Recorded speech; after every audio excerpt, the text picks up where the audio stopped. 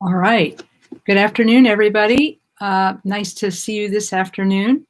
I appreciate you showing up, all of you showing up for the afternoon Dharma talk for Columbus Karma Takes Some Choling. Today, I'm Lama Kathy Wesley, and today our topic is Khenpo Karthar Rinpoche's teachings on the 6 perfect virtues. These are notes that I took when I was attending a program by Khenpo Karthar Rinpoche some months ago at our home monastery of Karma Triana Dharma Chakra in Woodstock, New York. And as you know, since Khenpo Rinpoche passed away last year, a lot of us have him on our minds, and we've been trying to help each other to work through the feelings that we have without having him near us.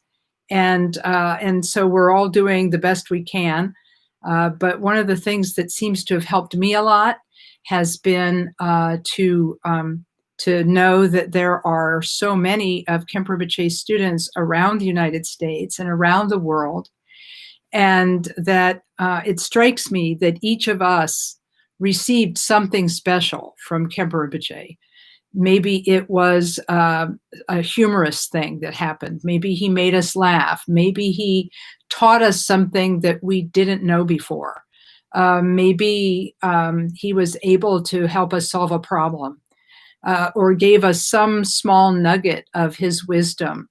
And it's these small nuggets of wisdom that have been sort of placed around the world in all of his students. Every student of Khenpo Rinpoche got something special.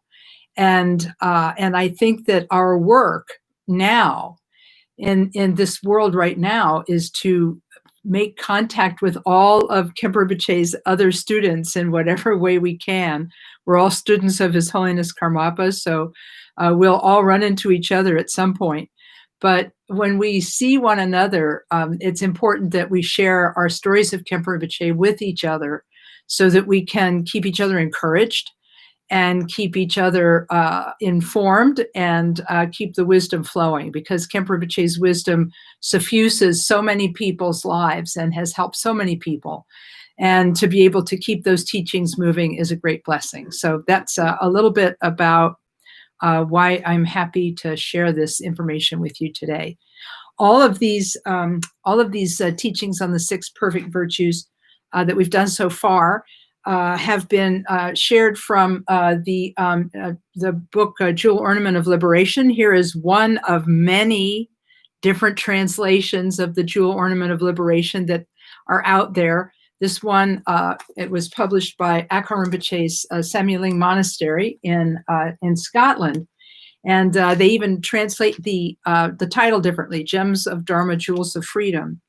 And so the Ornament of Precious Liberation is yet another title for this amazing book, which was written by Gampopa in somewhere around the 12th century, and it gives a great description of the path to Buddhahood, how an ordinary person can become an enlightened being, and it presents a graded path, or lam rim, graded path method of slowly working to remove our obstacles and obscurations, slowly to ripen our qualities, and then hopefully to attain the place beyond negative habits, the state of Buddhahood. So in any case, that's what all of these lectures are based on. This is not a strict word for word or line for line or chapter for chapter recounting of Gampopa. This is just sharing what Khenpo Karthar Rinpoche had to share from his own wisdom mind in telling all of us about the 6 perfect virtues. So to begin, I'm going to say a short prayer in Tibetan, and it's a prayer of taking refuge, and then that will be followed by a short prayer to the lamas. So we'll start with a short prayer, and you can join in at home, or if it's a prayer with which you're unfamiliar, you can join in your heart and in your mind, and think that you dedicate this session to all suffering beings. O Sanje Chudan Sochi Cho Nam La Jangchu pardu dani kyapsuchi. Daji jinso jibe sunamki. Drola pinshu sanje druparsho. Now in English, I'm going to recite the 4 immeasurable meditations. May all beings have happiness and the causes of happiness.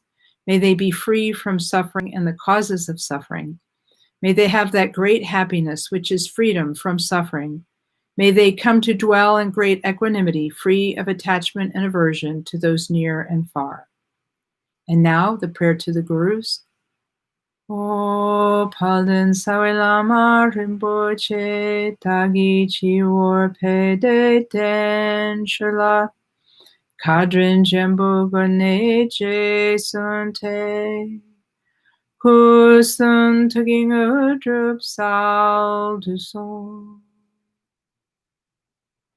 Okay, thank you.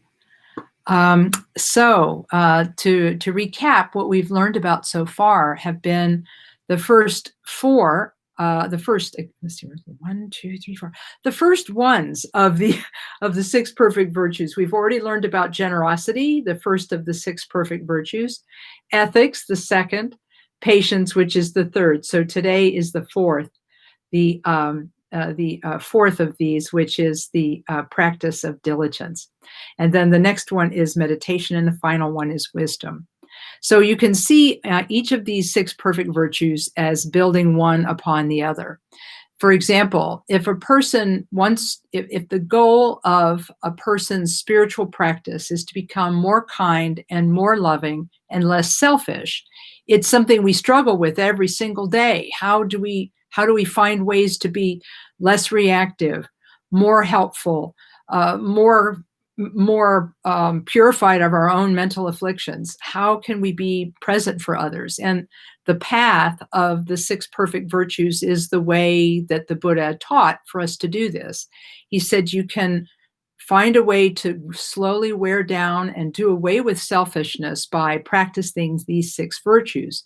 So you can see how being generous is a great way to start, because if we're always holding on to our things, the things that we believe are ours and should not be shared with others, if we give up the idea that we have exclusive right to things and we can become a little bit more sharing, like sharing our stuff and sharing our time and sharing our goodness with others, that's generosity. And then if you're generous, it's very easy to be ethical, because ethics is the practice of stability.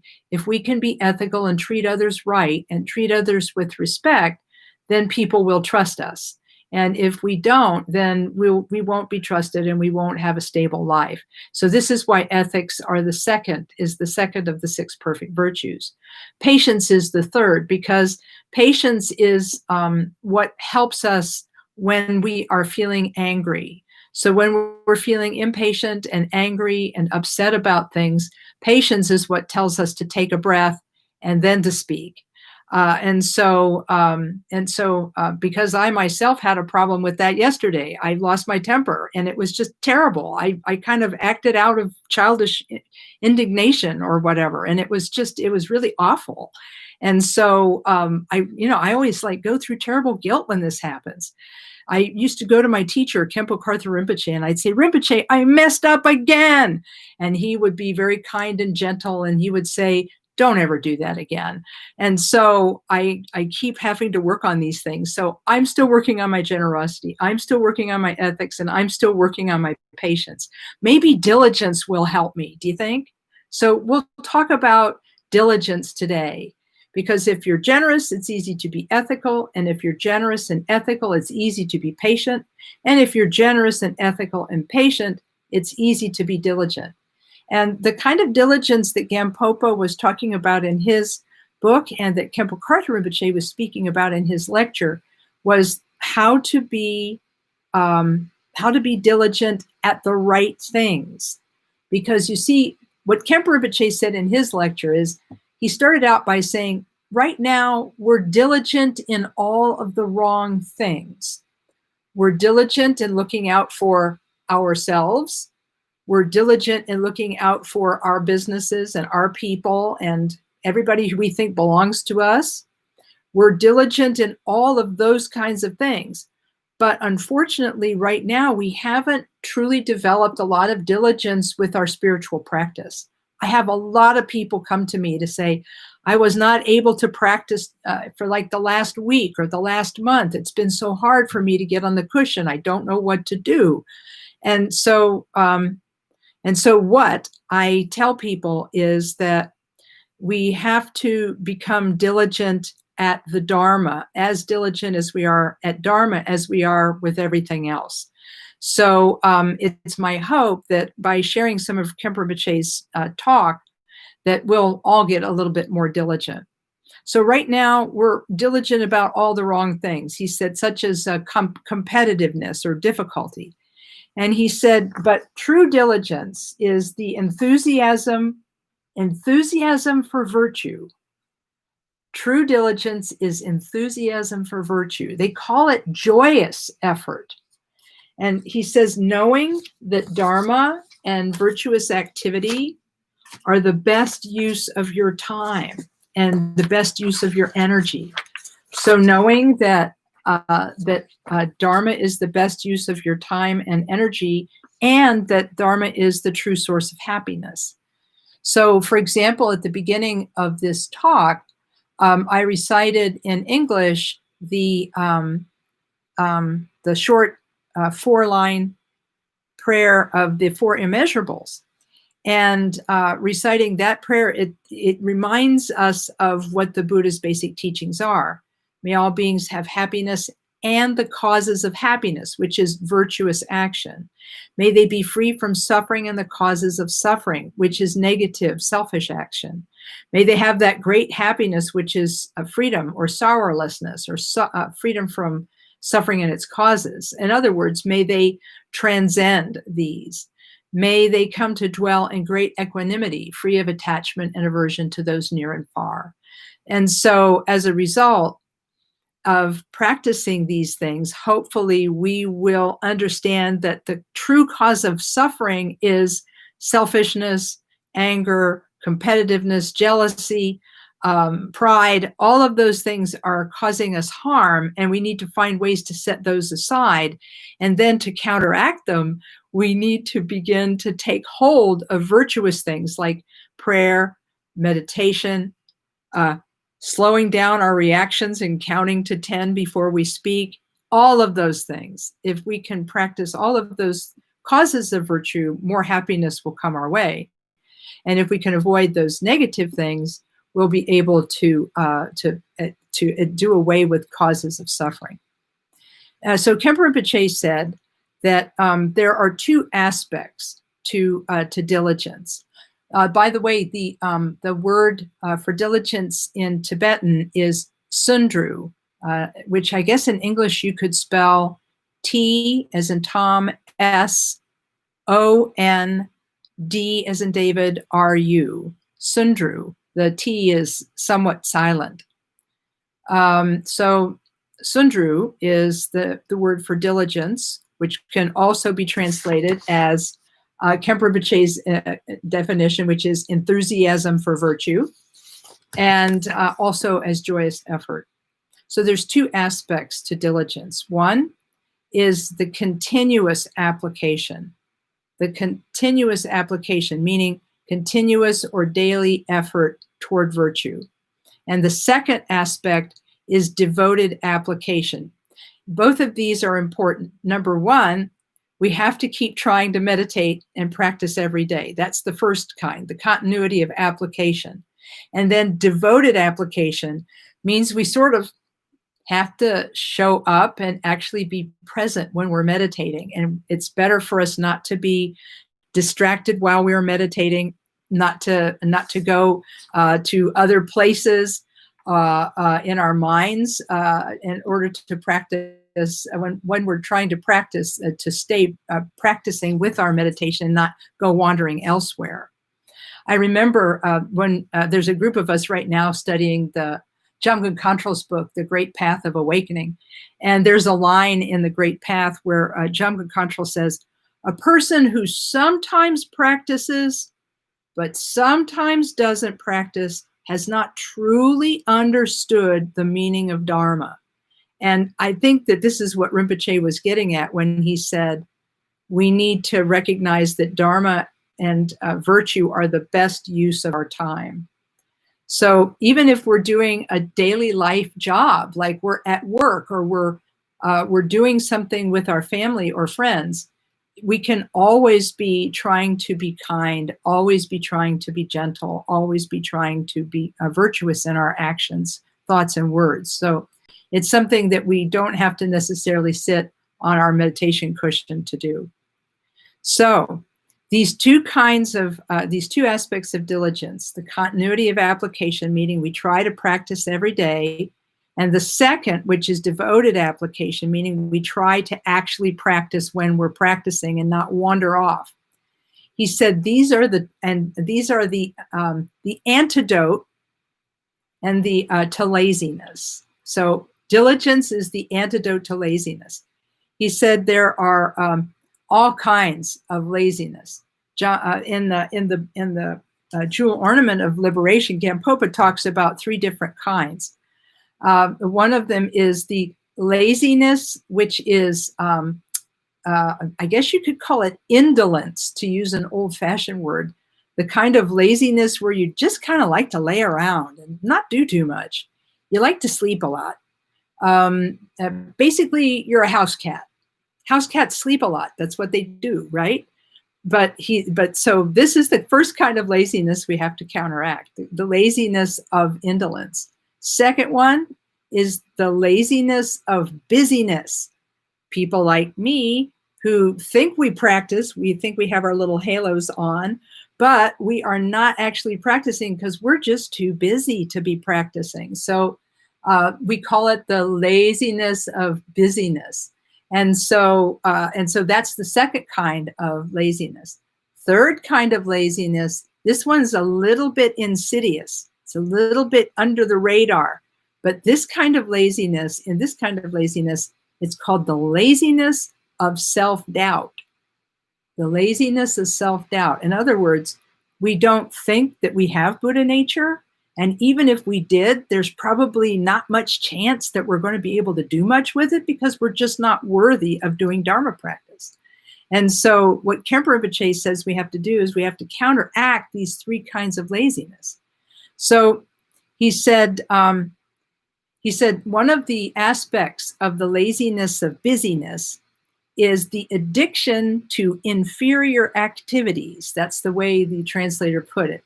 Addiction to inferior activities. And then he said, why are we so enthusiastic about doing all the wrong things? I remember when I first started practicing meditation, Khenpo Karthar Rinpoche would tell me over and over again to stop going to the movies. He said, movies are a waste of time. He said, don't do it. And I'm sure he would say the same thing about theater and drama and all of that, musical entertainment. I'm sure he would say all of that. But later in his life, he lightened up on that a little bit, but he still reminded us that we could be easily distracted by pretty shiny things and be attracted away from our meditation practice, which might seem a little boring by comparison. So he says, why are we so enthusiastic about doing the wrong things? Perhaps it's because we have doubts in our mind that Dharma will actually work for us. Either because we don't maybe have a strong karmic predisposition to do Dharma, or we just haven't heard authentic teachers explain the Dharma. So he said, if we can begin to appreciate the Dharma and see how it can make a change in our life, when we see the changes that can happen in our life from just simple meditation.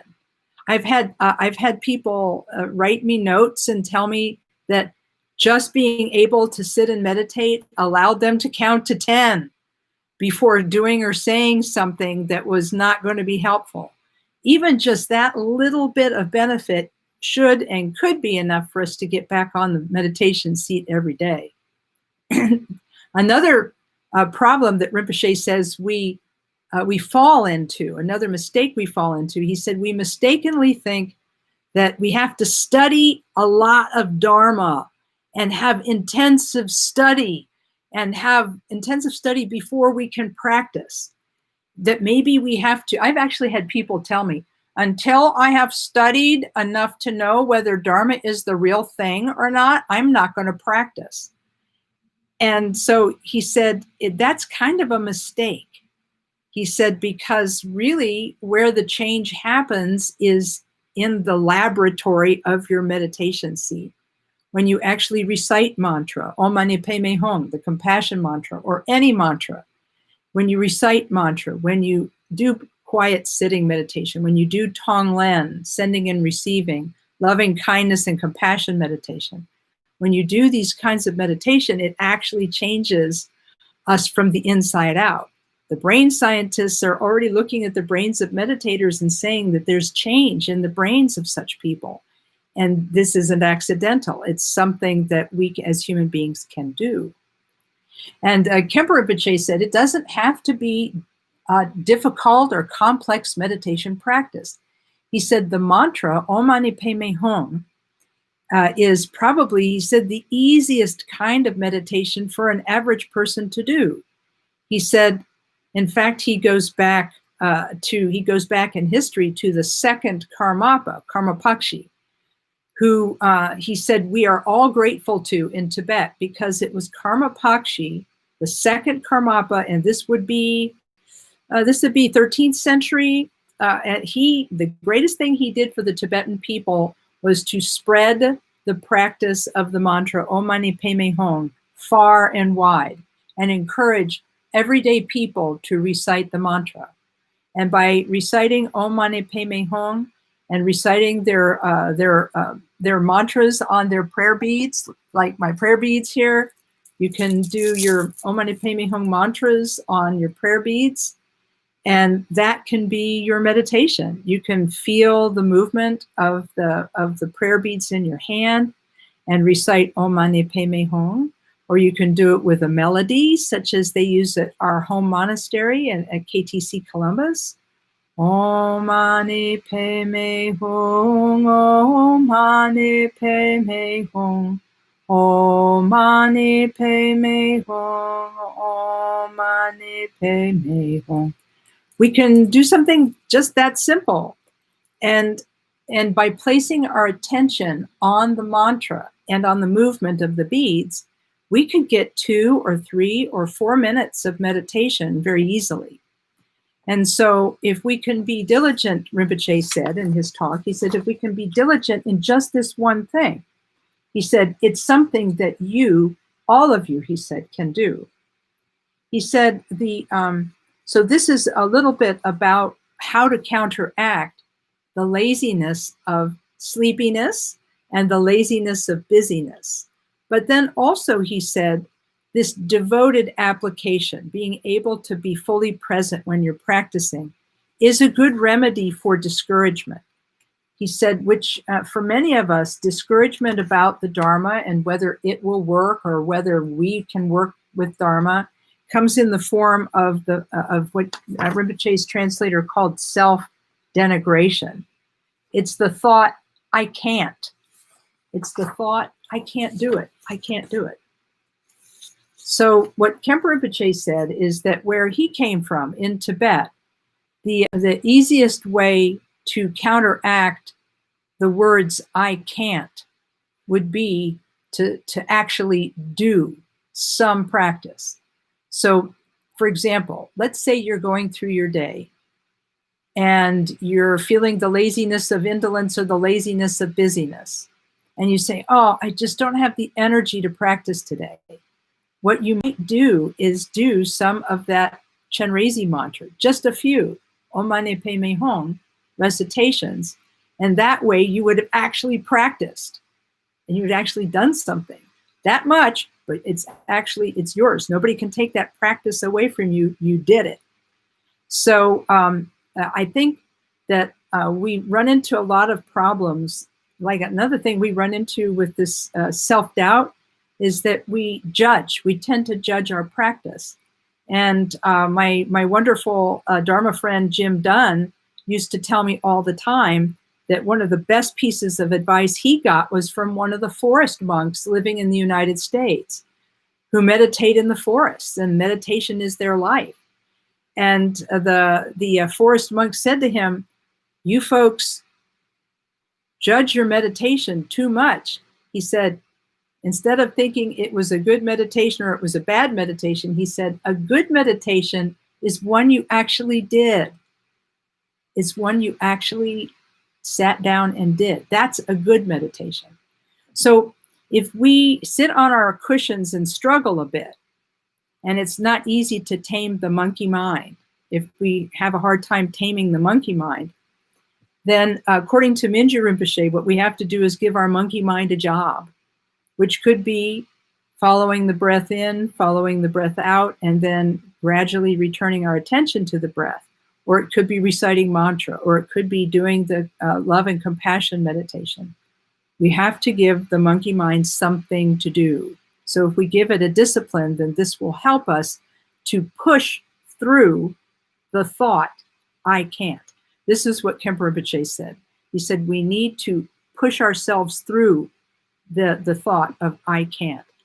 And recently, I was talking to a couple of my Dharma friends recently, and it just occurred to me to say to them, if they were feeling discouraged, that maybe if they thought about their Buddha nature as their younger brother or sister, and that what they need to do to take care of themselves is actually something they need to do to take care of their Buddha nature.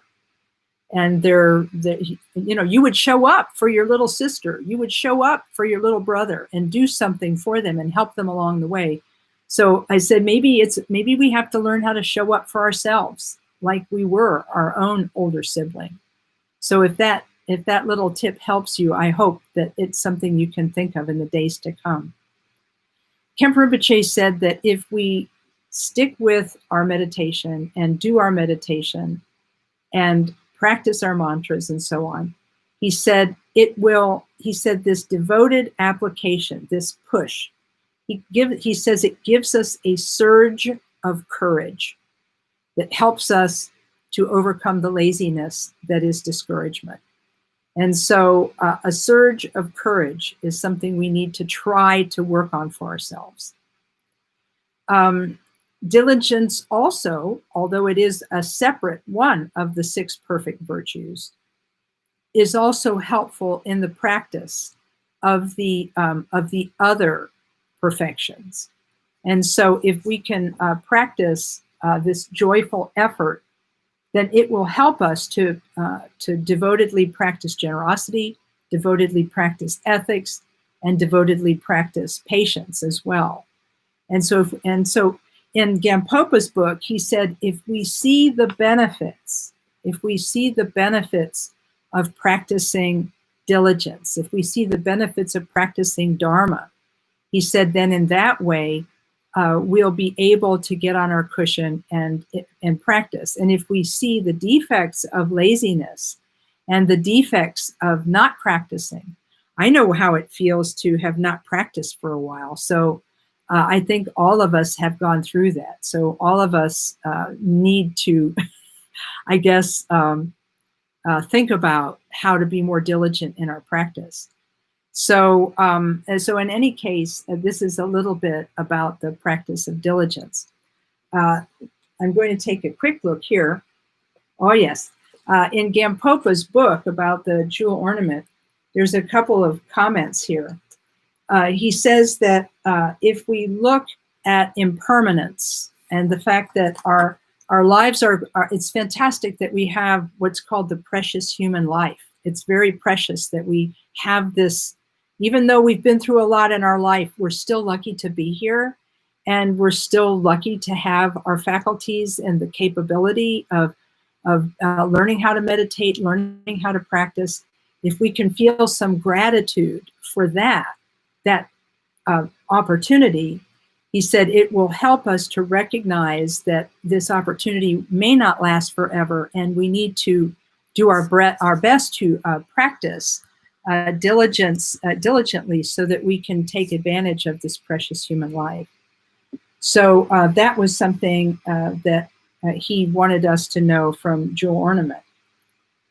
We have 3 aspects, he said, to the applied diligence, this devoted application. Diligence in getting rid of our defilements, diligence in accomplishing virtue, and diligence in working for the welfare of others. And if we can practice this day-to-day diligence, I made a mistake. That's not the diligence that is devotion. That's the first type of diligence, which is application. And so if we can have this continuous application, this will help us get to our meditation seat and get the practice done. And then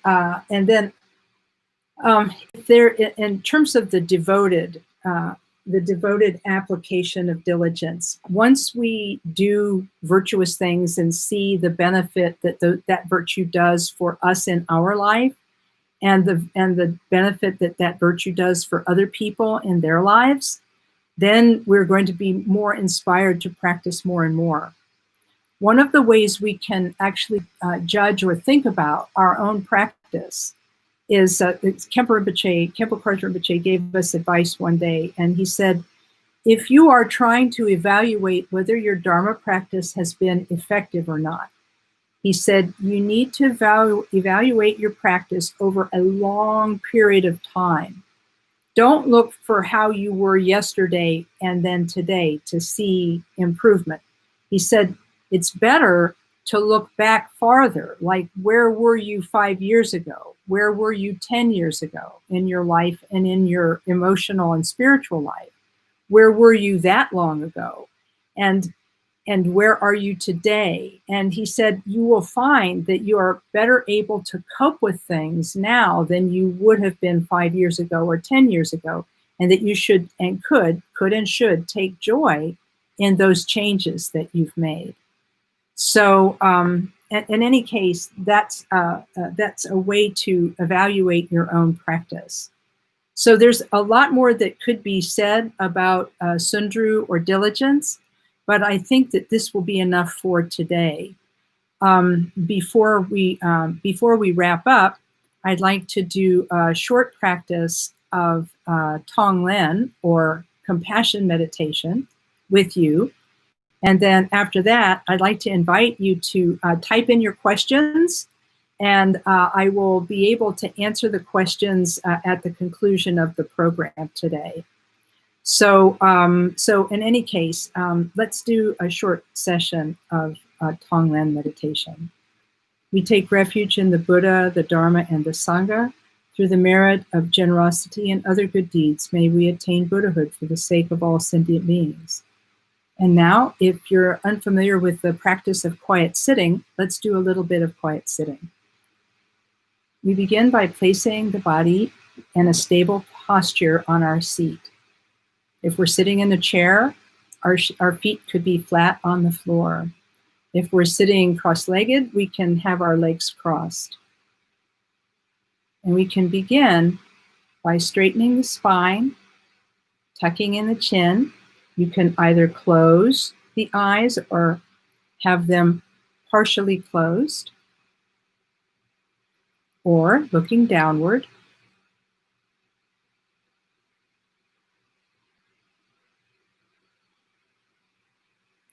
The seat is stable, the back is stable, the legs are stable, the arms, shoulders, and head are stable.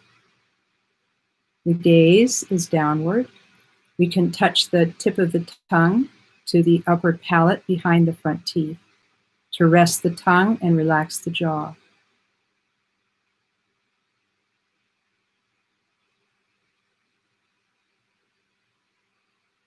Next, we form the mental motivation, starting with the first of the 3 excellences, excellent at the beginning, thinking, I dedicate this practice session to all beings. 。 . 。 . 。 . 。 . 。 . 。 . 。 . 。 . 。 . 。 . 。 . 。 . 。 . 。 . 。 . 。 . 。 . 。 . 。 . 。 . 。 . . . 。 . . 。 . . .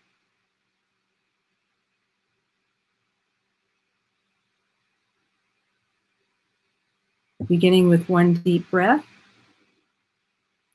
breathing out, and then allowing the breath to come and go naturally, placing your attention on the breath as it comes in and the breath as it goes out.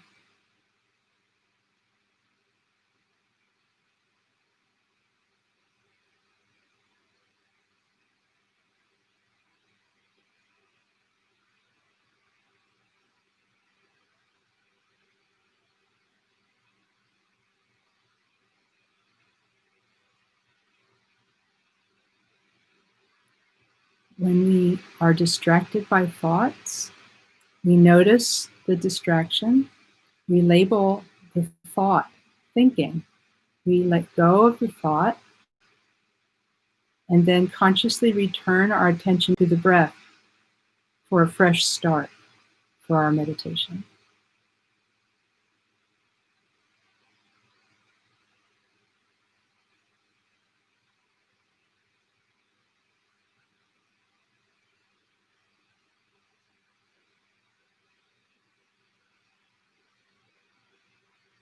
And now I'm going to share the compassion meditation based on Khenpo Karthar Rinpoche's Tonglen sending and receiving meditation from his book Dharma Paths.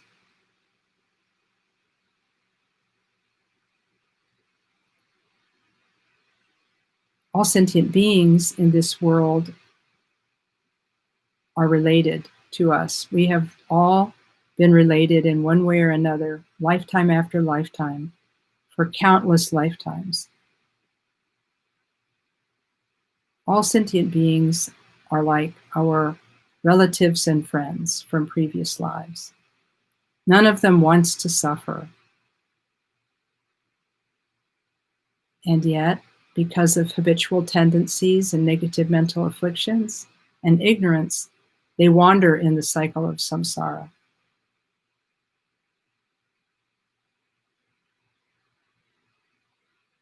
And so we form the wish to want to benefit them.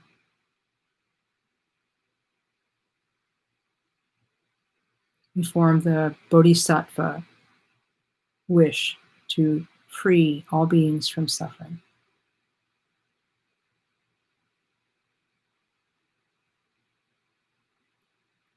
And then we use our imagination to benefit others. We imagine that as we breathe out goodness. It can be in the form of light, and you can breathe this out to all beings, imagining that as this goodness touches them, it benefits them and makes them happy.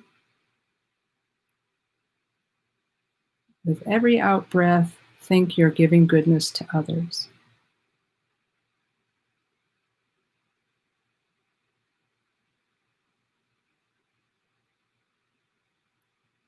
Khenpo Rinpoche in his book says, just like the sun spills out over the horizon at dawn and reaches every part of the world, think that your goodness flows out and benefits all beings everywhere.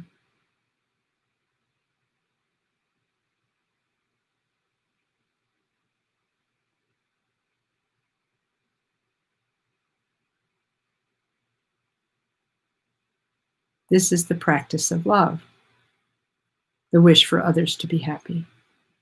Now, on the in-breath, imagine that you remove from beings all of their difficulties, all of their problems, all of the things that make them suffer. Imagine that you're breathing these in, and that as their suffering touches you, it meets your bodhisattva motivation, your pure bodhisattva motivation, and all of that suffering dissolves into nothing and disappears. And then again, with the out-breath, give goodness to all beings. On the in-breath, remove all of their suffering, which meets your bodhisattva motivation, dissolves into nothing, and disappears. We'll meditate like this for just a minute or so.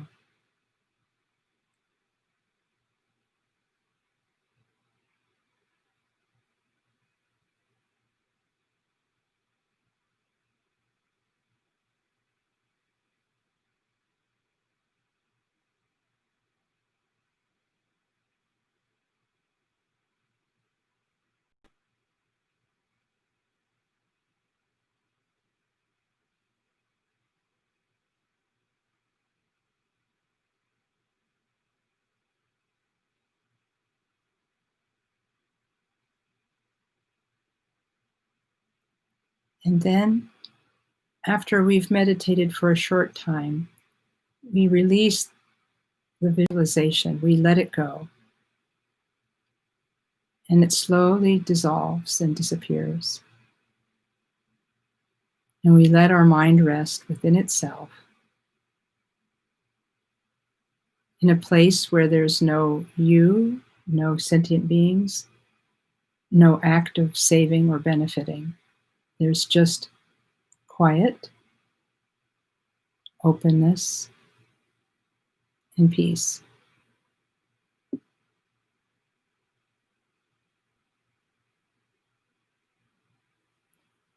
Okay, thank you. Really appreciate having had the time to practice with you today. And we end our practice with the excellent at the conclusion, where we mentally dedicate all of the goodness from our session and from our practice to the benefit of all sentient beings. Imagining that as we dedicate, all beings are free from suffering.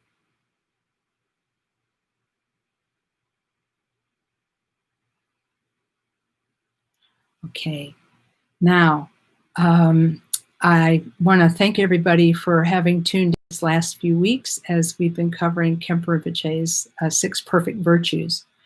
We're not quite done. We still have to cover meditation and wisdom, which will be one final class. They'll be combined. Meditation and wisdom will be combined in one class. But that will happen 1 or 2 weeks, actually about 2 or 3 weeks from now is when it'll happen, because next week we're bringing Lama Tom. Lama Tom will be addressing the Columbus KTC's Dharma Talk next Sunday at 1 o'clock on Columbus KTC's Facebook page. And so you can tune in on the Columbus KTC Facebook page. And I think I don't know if we're going to be able to broadcast on the Columbus KTC YouTube page. We're going to check into that. And if we can, we will. And if we can't, we will catch you next time. The YouTube audience will catch you next time. But meanwhile, I'm going to take a few minutes now off list because my eyesight is not good enough to be able to read all of your questions and answer them on camera. So I will be looking on the Facebook page and answering questions on Facebook for the next 15 minutes or 20 minutes or so. So if you have access to Facebook, you can send a question, or if you don't have access to Facebook, you can write me a letter at an email at Lama Kathy, LAMAKATHY, at ColumbusKTC.org. And I'll answer your questions sometime this week. So thanks again for joining, and thanks to all of you. I hope you have a wonderful week.